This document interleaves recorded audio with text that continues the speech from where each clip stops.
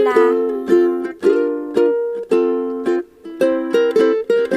Una natong buhaton is si puson jud ang ato ang gihigaan.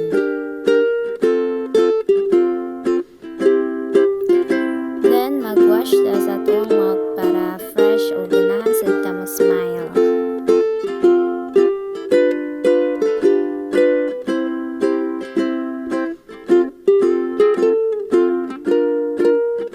Bago ta moadto eskwelahan, mukaon jud kag pamahaw para natay energy and dili ta magluya.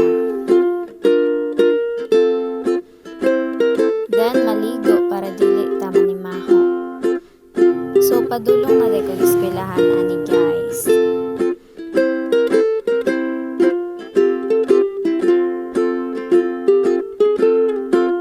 Unya moadto tag library day para magpa-aircon. Pero study bitaw tayo kay wala pa man po si sir. Good student yata. Last lang yun gaya. Char lang. Kay pauli naman, magpagwapay sa tudaan kay para fresh ta padulong, fresh po ta paguli. Lisod sag mura tag isag pagpito ka demonyo dira.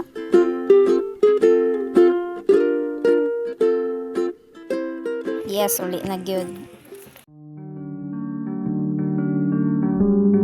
Unya, kay nakauli naman ta, magbasa-basa sa tagamay sa gipang discuss kaganiha.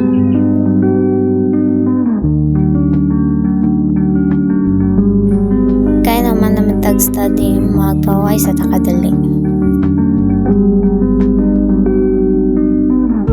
Unya, kayo man naman tagpahuway, magpasingot na punta.